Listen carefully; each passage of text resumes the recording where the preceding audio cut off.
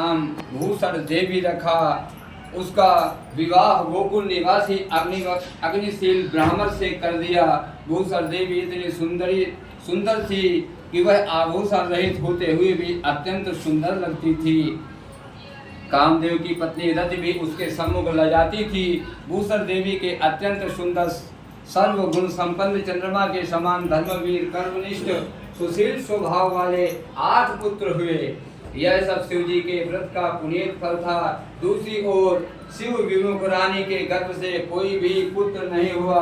निसंतान दुखी रहने लगी। रानी और ब्राह्मणी में जो प्रीति पहले जन्म में थी वह अभी बनी रही।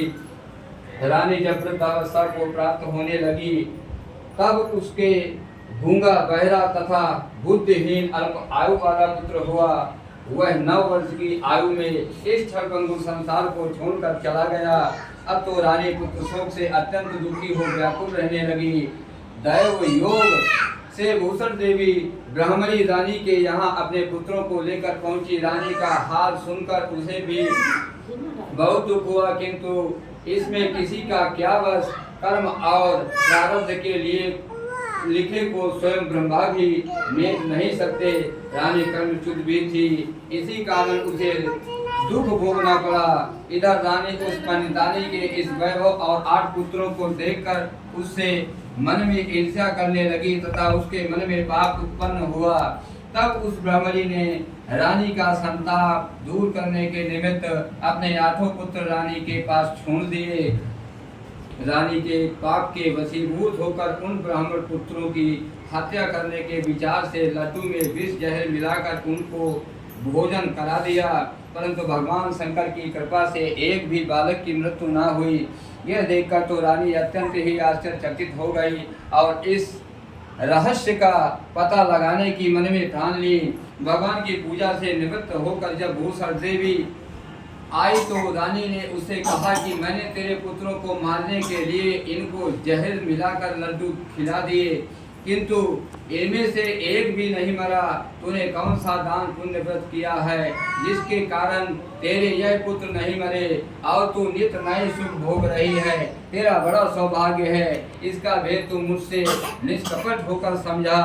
मैं तेरी बड़ी ऋणी रहूंगी। रानी के ऐसे 3 वचन सुनकर भूषण ब्राह्मणी कहने लगी, सुनो, तुमको 3 जन्म का हाल कहती हूँ, सो ध्यान पूर्वक सुनना। पहले जन्म में तुम राजा नहुस की पत्नी थी और तुम्हारा नाम चंद्रमुखी था। मेरा भद्रमुखी था और मैं ब्राह्मणी थी।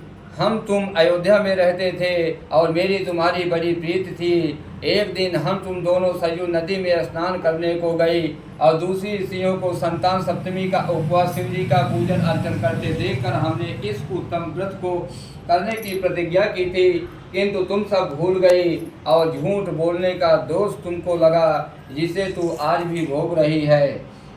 मैंने इस व्रत को आचार विचार सहित नियम पूर्वक सदैव किया और आज भी करती हूँ। दूसरे जन्म में तुमने बनैया का जन्म लिया तथा मुझे मुर्गी की योनि मिली। भगवान शंकर की कृपा से इस व्रत के प्रभाव तथा भगवान को इस जन्म में भी न भूली और निरंतर उस व्रत को नियमानुसार करती रही। तुम अपने बनैया के जन्म में भी भूल गई। मैं तो समझती हूँ कि तुम्हारे ऊपर यह जो भारी संकट है उसका एकमात्र यही कारण है और दूसरा कोई इसका कारण नहीं हो सकता। इसलिए मैं तो कहती हूँ कि आप अभी संतान सप्तमी के व्रत को विधि सहित करिए, जिससे तुम्हारे सब संकट दूर हो जाएं। रोमस ऋषि ने कहा, हे देवकी, भूषण ब्राह्मणी के मुख से अपने पूर्व जन्म की कथा तथा व्रत संकल्प इत्यादि सुनकर रानी को पुरानी बातें याद आ गई और पश्चाताप करने लगी तथा भूषण ब्राह्मणी के चरणों में पकड़कर क्षमा याचना करने लगी और भगवान शंकर पार्वती जी की अपार महिमा के गीत गाने लगी। उस दिन से रानी ने नियमानुसार संतान सप्तमी का व्रत किया, जिसके प्रभाव से रानी को संतान सुख भी मिला तथा संपूर्ण सुख भोग कर रानी शिवलोक को गई। भगवान शंकर के व्रत का ऐसा प्रभाव है कि पदभ्रष्ट मनुष्य भी अपने पथ पर अग्रसर हो जाता है और अनंत ऐश्वर्य भोग कर मोक्ष पाता है। लोमस ऋषि ने फिर कहा कि देवकी, इसलिए मैं तुमसे भी कहता हूँ कि तुम भी इस व्रत को करने का संकल्प अपने मन में करो, तो तुमको भी संतान सुख मिलेगा।